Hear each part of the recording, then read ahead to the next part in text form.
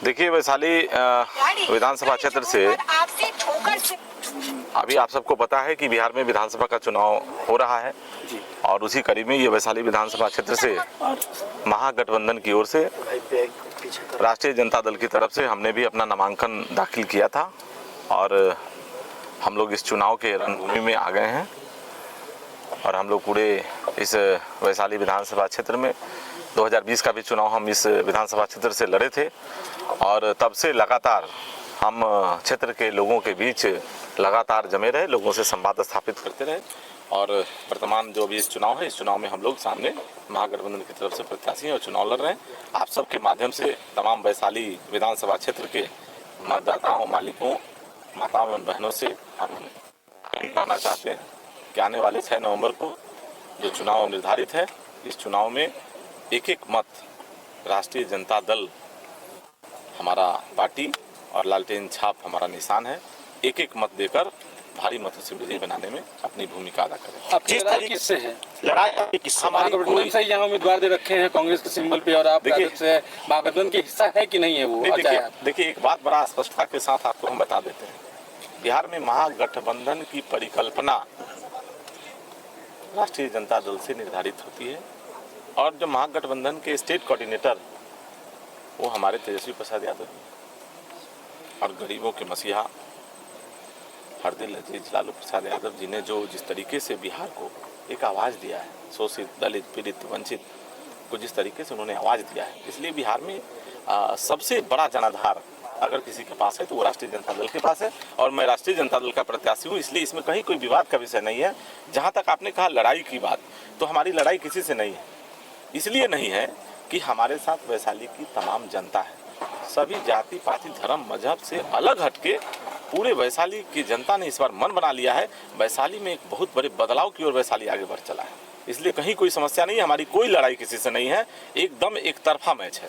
Vaishali tourism area रहा है, वहाँ पर किस तरह की विकास को देख रहे हैं 5 वर्षों? बहुत बड़ा सवाल, बहुत अच्छा सवाल, बहुत तार्किक प्रश्न आपने किया है और हम आपकी सराहना करते हैं, चौथे स्तंभ के लोगों की सराहना करते हैं।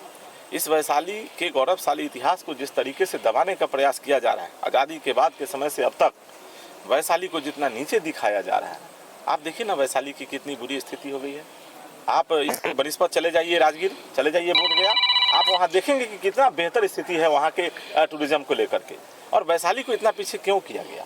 हम तो आज आपके माध्यम से बिहार सरकार से ये प्रश्न करना चाहेंगे, माननीय मुख्यमंत्री जी से ये प्रश्न करना चाहेंगे कि भैया आप ये बताइए ना कि इतना सौतेलापन व्यवहार वैशाली के साथ क्यों। वैशाली में पर्यटन को लेकर जितना विकास किया जाना चाहिए था अभी 0 पे स्थिर है। आप वैशाली में एक बुद्ध सम्यक दर्शन संग्रहालय पिछले दिनों बना के इन लोगों ने दिया है और उसके अलावे और क्या है वैशाली में। आप जब देखेंगे कि जब आप शांति स्तूप की तरफ, जो मेन वैशाली की सड़क से जब हम शांति स्तूप की तरफ जाते हैं तो शाम में 6-7 बजे के बाद जब उस रोड से आप क्रॉस करेंगे तो वहाँ पे लाइट की व्यवस्था तक नहीं, तो 6-7 बजे के बाद तो उधर लोग जाना पसंद नहीं करते। ये स्थिति है वैशाली की। और देखिए वैशाली में बहुत ऐसी चीज़ों का विकास किया जाना चाहिए था, पर्यटन के क्षेत्र में बहुत ऐसी असीम संभावनाएं हैं, लेकिन उन सब चीज़ों को इन लोगों ने दरकिनार किया और लंबे समय से सत्ताधारी पार्टी के विधायक सांसद वैशाली से हैं और उसके बावजूद वैशाली की ये दुर्दशा है।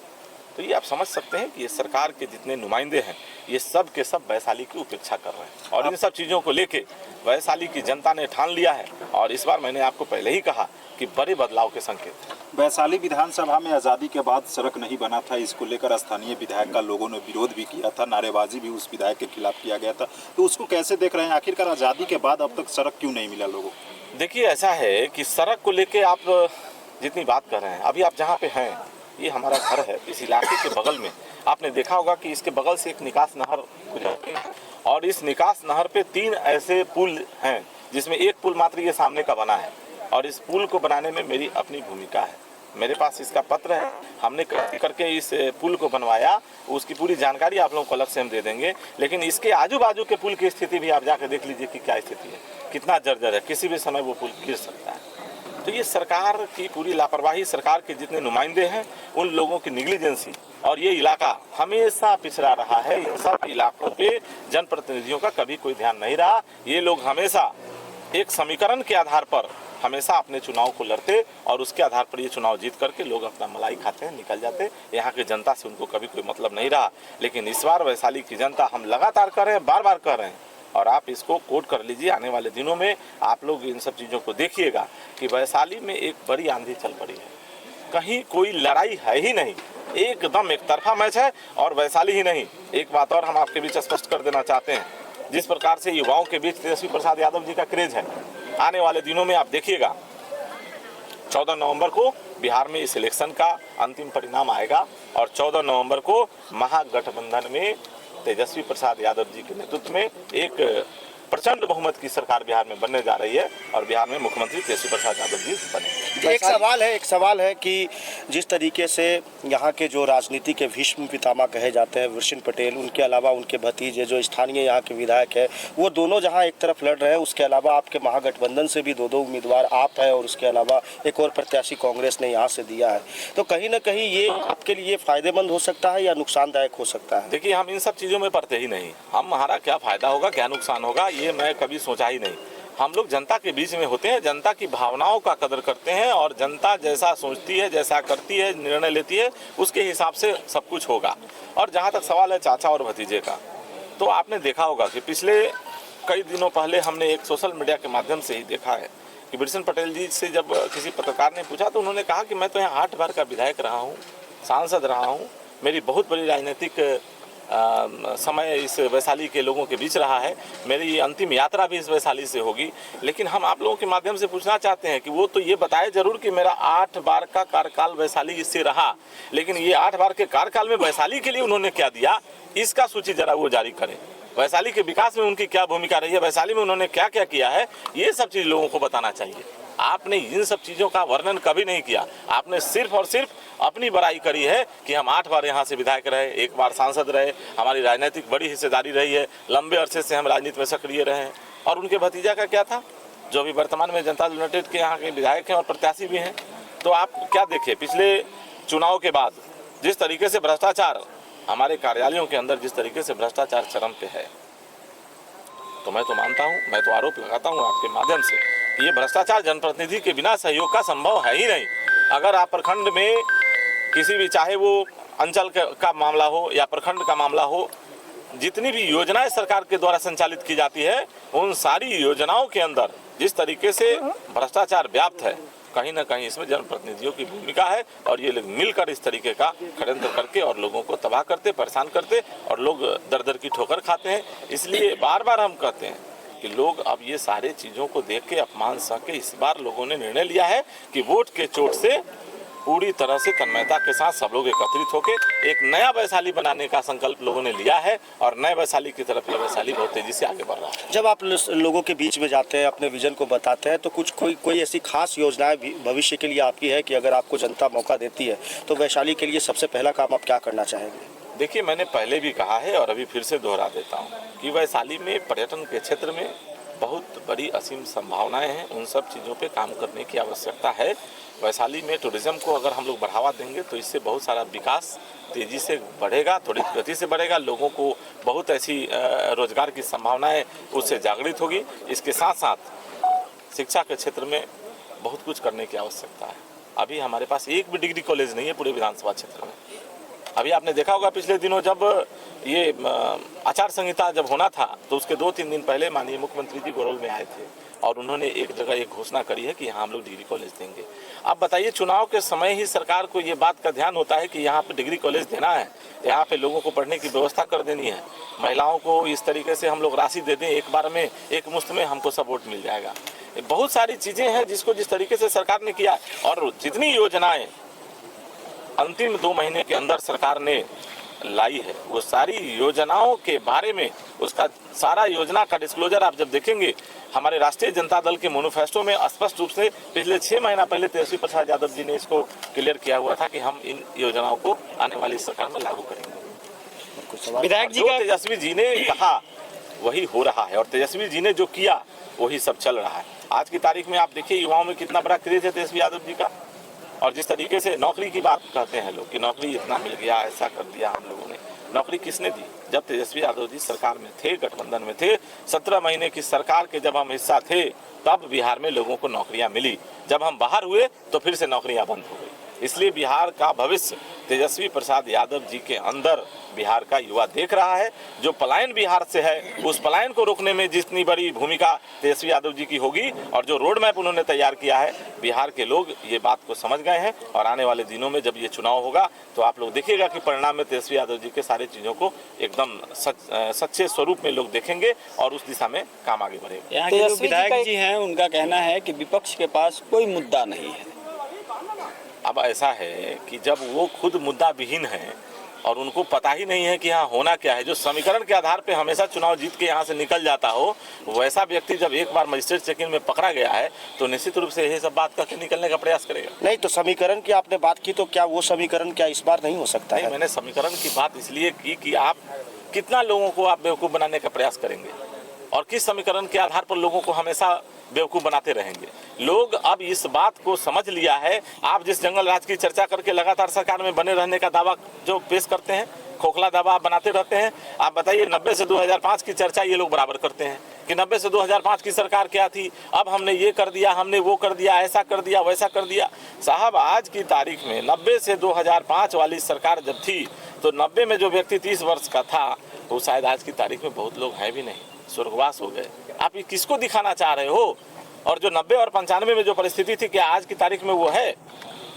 लोगों को उस समय 2 चक्का चढ़ने के लिए नहीं था, आज की तारीख में सब 4 व्हीलर से चलते हैं। संपन्नता इतनी बड़ी है, लोग सब चीज़ों को देखना समझना सब कुछ शुरू कर दिए हैं और लोग सोशल मीडिया के माध्यम से हर एक चीज़ देखता है कि सरकार क्या कर रही है, किस तरीके से काम हो रहा है और इसको कैसे बेहतर किया जा सकता है। और उसको चैलेंजिंग के रूप में तेजस्वी यादव जी ने हमेशा लिया है और जब लिया तो उसको करके दिखाया। अब जब करके दिखाया तो लोगों में इसका विश्वास हुआ और उस विश्वास के आधार पर हम आपको ये बता रहे हैं कि आने वाले समय में बिहार में सरकार तेजस्वी यादव जी की बनेगी और वैशाली में राष्ट्रीय जनता दल के प्रतिनिधि के रूप में हम वैशाली की जनता यहाँ से पूरी तरह से तन्मयता के साथ खड़ी है और हम लोगों को विधानसभा भेजेगी। तेजस्वी जी कहते हैं कि अगर हमारी सरकार बनी तो हम घर घर नौकरी, एक नौकरी देने का काम करेंगे। वही विपक्ष इस पर घेरती है, क्या यह संभव है? अच्छा एक बात बताइए, हम बार बार कहते हैं बिहार के मुख्यमंत्री नीतीश कुमार जी जब सदन के अंदर होते हैं तो वहाँ से बोलते थे कि बिजली मुफ्त हम नहीं दे सकते हैं। ये ऑन रिकॉर्ड है, आप कहीं भी उठा के देख लीजिए। आप जब एक बार कहते हो कि बिजली मुफ्त नहीं दे सकते, जब तेजस्वी यादव जी ने कह दिया कि 200 प्रत्येक घर को हम 200 यूनिट बिजली फ्री देंगे प्रत्येक महीना, आपने 125 यूनिट बिजली फ्री कर दी। आज मुख्यमंत्री जी से ये सवाल है, जब आप एक तरफ कहते थे कि बिजली फ्री नहीं दी जा सकती, नहीं दी जा सकती, नहीं दी जा सकती, आपने 3 बार रिपीट किया, मुख्यमंत्री जी ने सदन के अंदर 3 बार रिपीट किया नहीं दी जा सकती और दिया गया। तो ये समझिए, ये लोग सिर्फ अपनी बात कहते, ढकोसला बोलते हैं, ढकोसला करते हैं, लेकिन करना फिर वही है जो लोग करते हैं, जो तेजस्वी यादव जी ने किया है उसी का देखते उतार रहे हैं ये लोग। जो तेजस्वी यादव जी ने मैनिफेस्टो लिया, उसी मैनिफेस्टो के कामों को बढ़ा के आज की सरकार आगे बढ़ रही है। आपके विधानसभा क्षेत्र की बात करेंगे जहां से एक बीते रात खबर सामने आई है। एक व्यक्ति था जो दिग्घी जेल में बंद था, उसे पुलिस पर आरोप लगाया गया है जो पीट कर पहले जेल भेजा गया और फिर जेल के अंदर उस व्यक्ति की पिटाई कर दी गई है और उसके बाद उसका हत्या कर दिया गया। और पुलिस बताया था जो इलाज के लिए सदर अस्पताल जब परिवार के लोग पहुंचते हैं तो पोस्टमार्टम रूम के बाहर उस बॉडी को पाया जाता है। तो दलितों पर जो पुलिस से दमनगिरी कर रही है, इसको कैसे देख रहे हैं आप? हम गए थे कल, इस्माइलपुर पंचायत में एक मसिया गांव है और वहाँ पे ये अरविंद पासवान, शायद रविंद्र पासवान, और मैं भी गया था कल वहाँ। जब हम गए थे तो वहाँ का जो मार्मिक क्षण था हम लोगों ने देखा है। और देखिए गरीबों पे जिस तरीके से अत्याचार आज की सरकार में हो रही है, इन सब चीज़ों को देख के रूह कांप जाता है। और हमने भी देखा है, आप किसी व्यक्ति को सरकार के पुलिस की अभिरक्षा में कोई व्यक्ति जा रहा हो और 2-3 दिनों के अंदर वो मृत रूप में उसको उसके परिवार को दिया जा रहा है, आप समझ सकते हैं किस तरीके से लोग भयाक्रांत हैं। और लोगों में इस तरह की बात बन रही है, लोग इस तरह की भावनाओं को लेके एकदम पूरी तरह से विद्रोह के मूड में है कि भाई ऐसा क्यों करता है। सरकार के जो नुमाइंदे हैं या पुलिस प्रशासन के लोग हों या एडमिनिस्ट्रेटिव लोग हैं, ये लोग इन सब चीज़ों में गरीबों की बात नहीं सुनते। उन पर जो अत्याचार हो रहा है, और हम आप लोगों का धन्यवाद करेंगे चौथे स्तंभ के तरफ से कल हमने देखा है कि वहाँ कई चैनल के लोग गए थे और इसका रिपोर्टिंग उन्होंने किया है। निश्चित रूप से आप सबका, हम सबका ये दायित्व है कि समाज में कोई वैसा काम जो घृणित हो रहा हो, जिसे सरकार के संज्ञान में इन सब चीज़ों को दिया जाना चाहिए, उन सब चीज़ों को हम लोगों को निश्चित रूप से लाके सामने देना चाहिए। और इन सब बातों को जब तक हम उठा के सामने रखेंगे नहीं, लोगों के बीच नहीं रखेंगे, तब तक उसमें लोगों को न्याय नहीं मिलेगा। और इन सब चीज़ों के लिए हम सबको लग के ऐसे लोगों को न्याय दिलाने में ज़रूर मदद करना चाहिए जो व्यक्ति लाचार है, निर्बल है और जो कुछ कर नहीं सकता, व्यवस्था से लड़ नहीं सकता। तो हम जैसे, आप जैसे लोगों के माध्यम से वो इन सब चीज़ों को लेके आगे बढ़ता है और हम सबको इसमें लगना चाहिए, करना चाहिए। और हम आपके माध्यम से फिर से आग्रह करेंगे, मैंने कल भी आग्रह किया था और हम फिर से आग्रह करते हैं जिला प्रशासन एसपी वैशाली से और डीजीपी बिहार से और बिहार के माननीय मुख्यमंत्री जी से कि ऐसे मामलों का स्वतः संज्ञान लेके इन लोगों को एक न्यायिक जांच करानी चाहिए।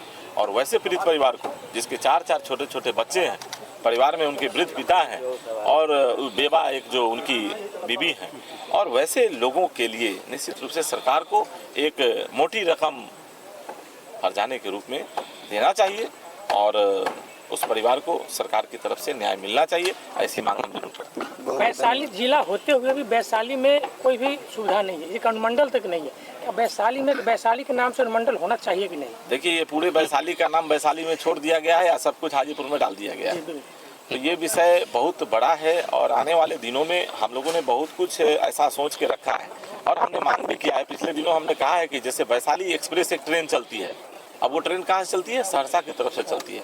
भैया, जब वैशाली में जब आ ही गया स्टेशन हमारा, तो हमारा ट्रेन है, हमको दे दो ना, उसको वैशाली से चला दो दिल्ली के लिए।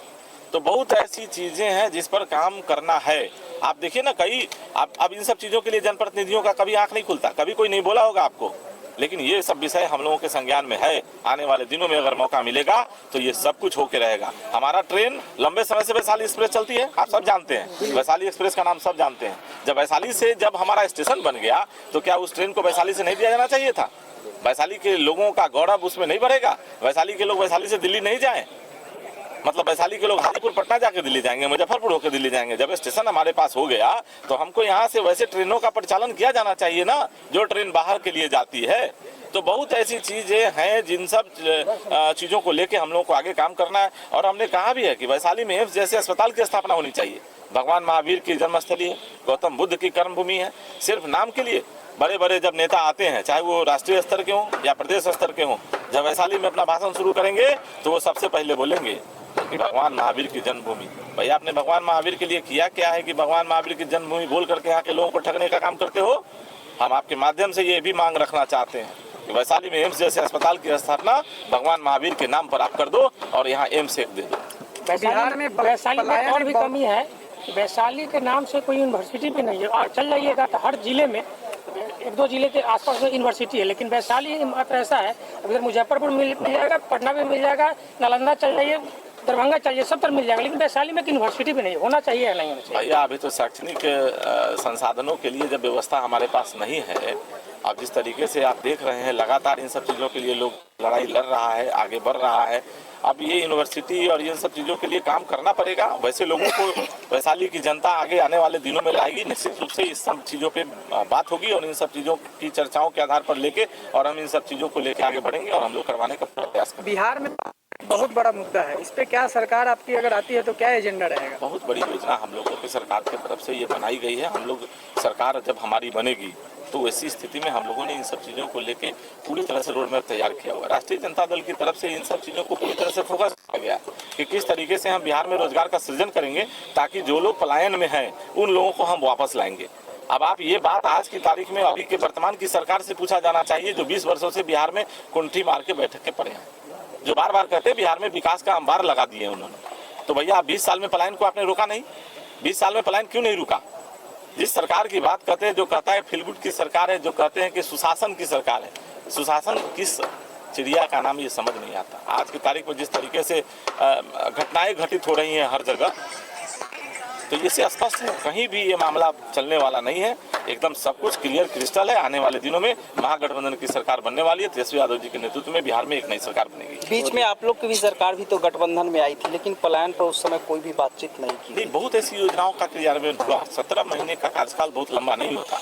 एक नौकरी का जितना प्रकाशन विज्ञापन उस समय हुआ और जितनी नौकरियां दी गई, आप जब उसका डेटा उठाएंगे तो 17 महीने के कार्यकाल में ही आपको दिखेगा कि तेजस्वी यादव जी के नेतृत्व में ही, जब जो सरकार थी, नेतृत्व मुख्यमंत्री जी का, नीतीश जी का था, लेकिन तेजस्वी यादव जी के विजन के आधार पर बहुत ऐसी विभागों के अंदर जो नया रिक्रूटमेंट हुआ उसी समय हुआ था। लेकिन उसमें डोमिसाइल हटा दिया गया था, जिससे कि बिहार के लोगों को नौकरी नहीं मिला और बाहर के लोग जो है कि आकर के नौकरी कर रहे हैं। चेयरपर्सन जो होता है उसकी भी अपनी बड़ी भूमिका होती है। और शिक्षा विभाग भी आरजेडी के राजद के तरफ से ही था, तो इसलिए तो हम कह रहे हैं कि सबसे ज्यादा नौकरी तो वही थी। लेकिन डोमिसाइल की बात जो आप कर रहे हैं वो चीजें तब होती है, एक कैबिनेट में जाता है, ये प्रस्ताव मुख्यमंत्री की तरफ से लिया जाता है और मुख्यमंत्री तो नीतीश कुमार जी थे जो पिछले 20 वर्षों से हैं। तो देखिए, कभी कभी होता क्या है कि आपके विजन बहुत बड़े हैं लेकिन आप कुछ कर नहीं सकते जब व्यवस्था आपके पास नहीं हो। तो उतनी व्यवस्था तेजस्वी यादव जी के पास उस समय नहीं थी, इसीलिए तो बिहार के लोगों से तेजस्वी जी ने मांग किया है कि आप ऐसा फ्री माइंडेड हमको दो। 100% अगर हमारे माइंडेड में जब सरकार बनेगी तो निश्चित रूप से जो हम चाहते हैं और गरीब गुरबों के लिए हम लोग बिहार को आगे लेके बढ़ेंगे। लास्ट सवाल है सर, भ्रष्टाचार बिहार में एक बहुत बड़ा मुद्दा है, कैसे आप लोग लड़ेंगे? क्या ये खत्म हो सकता है बिहार से? यही तो सुशासन है, भ्रष्टाचार बड़ा मुद्दा है। सुशासन की सरकार में भ्रष्टाचार मुद्दा है, तो सुशासन किस बात का है? प्रश्न चिन्ह तो उनके लिए है। आप लोग कैसे इसका सामना करेंगे? तो ये आपकी सरकार आएगी? नहीं, आएगी सरकार आएगी तो भ्रष्टाचार में पूरा लगाम होगा। जितनी भ्रष्टाचार आप देख रहे हैं उन सब चीजों पे लगाम लगाया जाएगा। भ्रष्टाचार रोकना निश्चित रूप से एक बड़ा उद्देश्य होगा, बड़ा मंत्र होगा। अंतिम सवाल है, पूरी वैशाली सहित पूरे बिहार की जनता आपको देख रही है, वैशाली के लोगों के लिए आप क्या अपील करना चाहेंगे, क्या मांग रखना चाहेंगे? नहीं, वैशाली के लोगों से तो अभी फिलहाल हम अपना ही मांग रखेंगे ना कि अभी हम चुनाव में हैं और इस चुनाव में हम राष्ट्रीय जनता दल की तरफ से प्रत्याशी हैं और हम सब लोगों से अपील करेंगे, वैशाली की तमाम जनता से, माताओं बहनों से हम अपील करेंगे कि एक बार वैशाली को विकसित वैशाली बनाने के लिए आप सब मिलके आप हमारा सहयोग करिए। हम निश्चित रूप से आपके इस सिस्टम को सुधारने में, वैशाली को विकसित वैशाली बनाने में, हम आपकी इस व्यवस्था को बदलने में पूरी तरह से लगेंगे और पूरी निष्ठा के साथ काम करेंगे। चलिए, बिहार में एक और वैशाली में एक और बड़ा मुद्दा है जो रघुवंश बाबू थे, यहाँ के सांसद थे और उनका हमेशा स्मृति का बात किया जाता है, तो क्या आरजेडी की सरकार आएगी तो उस पे वैशाली में बनाया जा सकता है? हम तो भूल गए थे कि बुद्ध सम्यक दर्शन संग्रहालय जो बनाया गया है यहाँ पर, जब आप उसकी गहराई में जाएंगे और पूरी जानकारी जब लेंगे तो आपको पता चलेगा कि यह सोच तब के जो भारत सरकार के मंत्री थे और यहाँ के सांसद थे रघुवंश प्रसाद सिंह जी की, उसमें बड़ी भूमिका रही है। उन्होंने इतनी लड़ाई लड़ी है जिसका वर्णन नहीं किया जा सकता है और वो मिनटों में खत्म होने वाला नहीं है। उन्होंने इस मामले को लेकर केसरिया से पटना का पदयात्रा किया था भारत सरकार में मंत्री रहते हुए, और उसके बावजूद जब अभी ये बना तो बुद्ध सम्यक दर्शन संग्रहालय बनने के बाद हम लोग चाहते थे कि उसमें रघुवंश बाबू की प्रतिमा स्थापित की जाए, परिसर के अंदर कहीं भी एक स्थापित किया जाए, चूंकि उनकी ये सोच थी और उस सोच के आधार पर ये बना है। तो ये निश्चित रूप से आने वाले दिनों में अगर हम लोगों की सरकार बनेगी तो रघुवंश बाबू को सम्मान दिया जाएगा। धन्यवाद। अजय कुशवाहा जिंदाबाद! अजय कुशवाहा!